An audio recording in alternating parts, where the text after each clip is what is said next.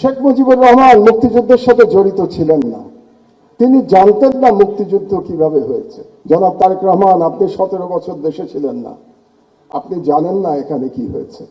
আপনার বিশিষ্ট লোকজন আপনাকে যা বলেছে এটাই আপনি শুনেছেন। আমি আজ কোনো বক্তব্য দেব না। এই মাহমুদুর রহমান সেই বিরল ব্যক্তিত্ব যিনি হাসিনার শাসনের শুরুতেই ফ্যাসিবাদের উত্থানকে সঠিকভাবে চিহ্নিত করতে পারছিলেন, যিনি একাই প্রতিবাদের মশাল জ্বালায় রাখছিলেন কেন তাকে নেওয়া হলো জেলে। অনেকেই আইনের কথা বলতেছেন, এই সরকার মাহমুদুর রহমানকে আইন দেখাইছে। আমরা প্রশ্ন করি, এই সরকারের আইনি ভিত্তি কি?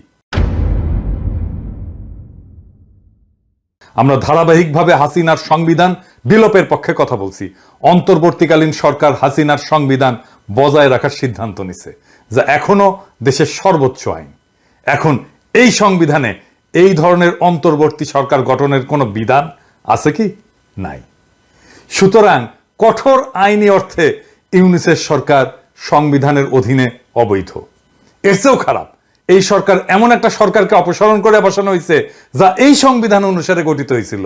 অতএব এই অন্তর্বর্তীকালীন সরকার শুধু অবৈধ না, বরং এই সরকার গঠনে জড়িত প্রত্যেক ব্যক্তি এবং যারা এই সরকারের অংশ হয়েছে তারা সবাই দেশদ্রোহিতার অপরাধ করছে। ঠিক কিনা? আইনে তো তাই বলে। আইনি যদি দেখান তাহলে এইটাও আইন। আপনি আপনার ক্ষেত্রে দেশের সর্বোচ্চ আইন প্রয়োগ করেন নাই, মাহমুদুর রহমানের ক্ষেত্রে কেন আইন প্রয়োগ করতেছেন? এইটার যুক্তি কি? আপনি হয়তো বলবেন যে এই সরকার সফল বিপ্লবের পর জনমানুষের ইচ্ছার ভিত্তিতে বসানো হয়েছে। ঠিক কি? তাইলে মাহমুদুর রহমানকে যে কারাগারে পাঠাইছেন এটা কি জনমানুষের ইচ্ছা অনুযায়ী? এই মাহমুদুর রহমান হইতেছেন বিপ্লবের প্রকৃত নায়ক। শহীদদের ছাড়া মাহমুদুর রহমান যে ধরনের ত্যাগ স্বীকার করছেন তা আর কেউ করে নাই, আপনারাও করেন নাই।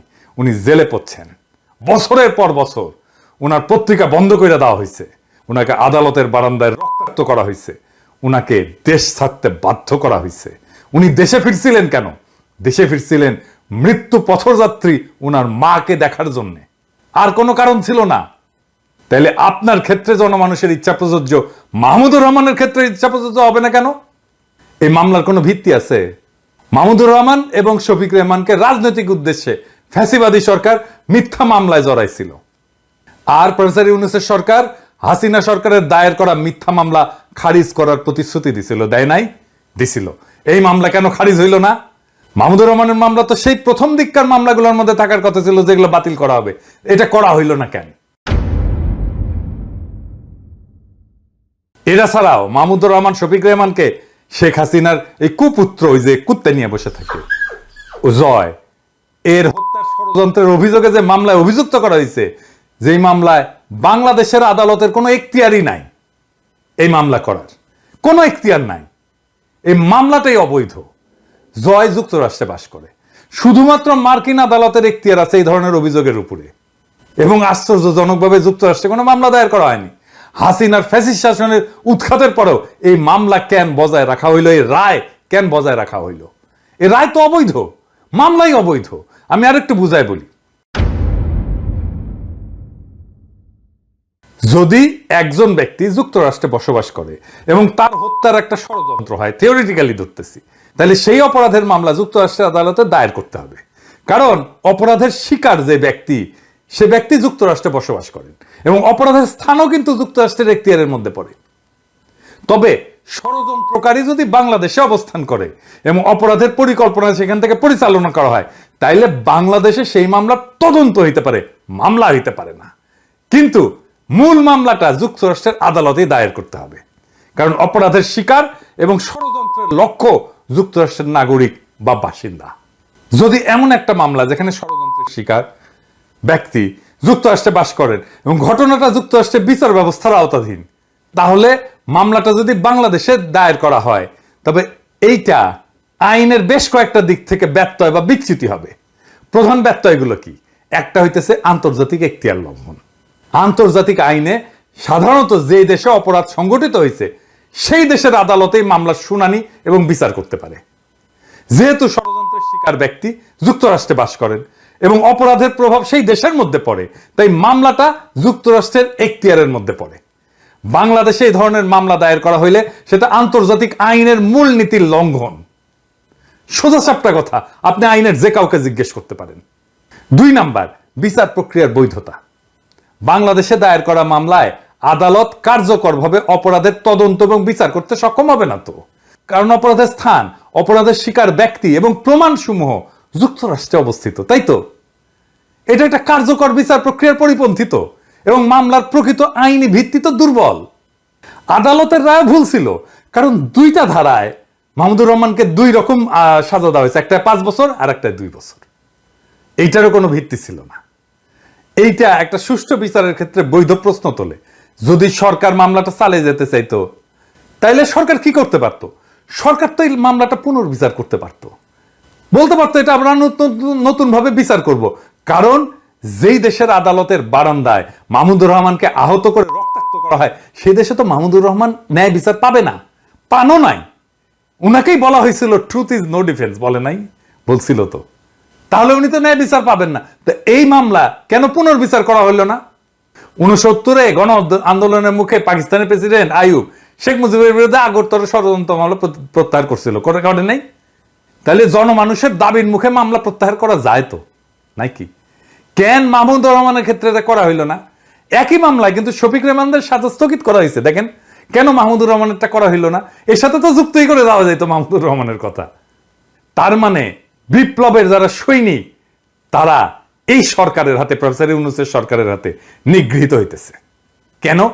কারণ বিপ্লবের প্রথম মুহূর্তেই বিপ্লবের ফল ছিনতাই করা হয়েছিল। হাসিনার অপমানজনক পলায়নের পর আসিফ নজরুল একাই তথাকথিত সাংবিধানিকতার দোয়াই দিয়া ছাত্রদের একাংশকে ক্যান্টনমেন্ট আর বঙ্গভবনে নিয়ে ঘুটু কইরা প্রফেসর ইউনূসকে হাসিনার বানানো রাষ্ট্রপতি চুপ্পুর কাছে শপথ নেওয়াইছিল, আর এক গাদা অপদার্থ উপদেষ্টা নিয়ে কাজ শুরু করে বিপ্লবের হোকা মারি দিয়েছিল। এদের শাসনে ক্যান্টনমেন্টে আশ্রয় পেল সব আওয়ামী দুর্বৃত্তরা, পলায় গেল সবাই, বিপ্লবও পলায় গেছে, এখন কিন্তু যে মনির হইল পলায় গেছে। ওই মুহূর্তটা ছিল খুবই গুরুত্বপূর্ণ, কারণ এর মাধ্যমে আওয়ামী আর ইন্ডিয়ার স্ট্র্যাটেজিক অ্যাসেট গুলো রক্ষিত হয়। আর এই ওয়াহিদুদ্দিন মাহমুদের মতো বুইরা খাটাস, যে কিনা হাসিনার উন্নয়নের সারিন্দা বাজাইতো, সে জানেও না কিছু, তারে কেন উপদেষ্টা বানানো হয়? বলে কি পাঠ্যপুস্তক দিয়ে অনানুষ্ঠানিক আলোচনা হয়েছিল, সেটাই প্রজ্ঞাপন হয়ে যায়। শালা বুড়া হয়েছে কিন্তু মিছা কথা বলার অভ্যাস যায়নি। এভাবে প্রজ্ঞাপন হয় কোনো সরকারি? আপনার সরকারি অফিসে অনেকেই কাজ করেন, আপনারাই বলেন এভাবে প্রজ্ঞাপন হয়? যখন অন্তর্বর্তী সরকার গঠনের জন্য আসিফ নজরুল ঘুটু করিচ্ছে, আমি তখনই বুঝছিলাম এইখানে ইন্ডিয়ার লোকজন ঢুকে গেছে। আমি তখনই বিপ্লব চিন্তায় হওয়ার বিষয়ে সতর্কতা দিছিলাম, বলছিলাম না ওই সময় ভিডিওতে? যারা বিপ্লবের পিছনে ছুরিকাঘাত করছে তারা নতুন মির্জাফরের মতো কুখ্যাত হয়ে থাকবে। তাহলে মাহমুদুর রহমানকে কেন জেলে দেওয়া হইলো জানেন? মাহমুদুর রহমানকে জেলে দেওয়ার প্রকৃত কারণ হইল তিনি ভারতের আসল প্রভুদের জন্য একটা আপদ। বাংলাদেশের স্বাধীনতা সার্বভৌমত্ব হারানোর বিষয়ে মাহমুদুর রহমানের চেয়ে বেশি কেউ সতর্ক করে নাই। আজ আমরা হাসিনার শাসন ব্যবস্থাই দেখতেছি, সেই একই ফ্যাসিবাদী কাঠামো, তবে হাসিনা ছাড়া। যারা ভারতের স্থানীয় এজেন্সি এবং বাংলাদেশের এই যে প্রথম আলো, ডেইলি স্টার, এই গোষ্ঠী তো সরকার হিসেবে পাইছি আমরা, তারা মাহমুদুর রহমানকে নিশ্চুপ করতে তাদের সর্বোচ্চ চেষ্টা করবে। এখন বলতে পারেন কিভাবে এটা এড়ানো যেত?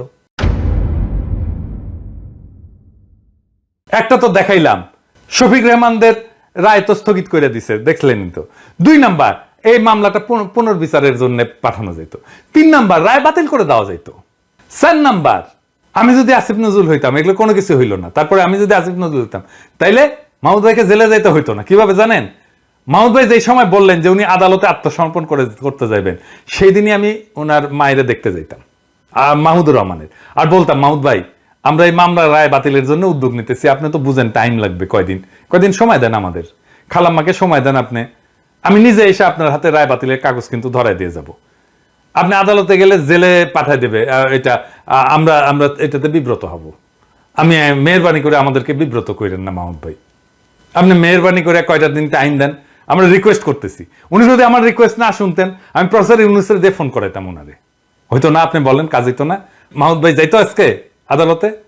আপনারা সবাই জানেন মাহমুদ ভাইয়ের কিন্তু ঘাটতেরা, উনি যেটা মনে করবেন সেটা উনি করবেনই, করে ছাড়বেন, এবং উনি ঘাটতেরার জন্য আমরা ওনাকে পছন্দ করি, ঠিক কিনা বলেন? কিন্তু তারপরেও এই অ্যাপ্রোচটা নিয়ে গেলে উনি শুনতেন, কিন্তু ওনারা করবেন না তো। মাহমুদুর রহমান কে এখন? মাহমুদুর রহমান তো এখন কেউ না। আমরা এই ভারতীয় এজেন্ট এবং ফ্যাসিবাদের সহায়কদের কাছ থেকে কোনো দেশপ্রেম তো আশা করি না। আমরা দৃঢ়ভাবে বিশ্বাস করি যে মাহমুদুর রহমানের প্রতি প্রকৃত বিচার আমাদের জনগণ করবে, যারা ভারতের আধিপত্য এবং সম্প্রসারণবাদকে বীরত্বের সাথে পরাজিত করছে। আমরা যা নেপালে দেখছি, আমরা যা মালদ্বীপে দেখছি, আমরা দেখছি আমাদের এই অঞ্চলে ভারতের সম্প্রসারণবাদ পিছু হটছে। আমাদের জনগণ নিশ্চিত করবে যে আর কখনো ভারতীয় আধিপত্যবাদ বাংলাদেশে ফিরে আসবে না। মাহমুদ ভাই, ভয়ের কিছু নাই। ভবিষ্যতের বাংলাদেশ আপনাকে দুই হাত তুলে এবং উষ্ণ হৃদয়ে স্বাগত জানাবে। আমরা সেই দিনের অপেক্ষায় থাকলাম। ইনকিলাব জিন্দাবাদ।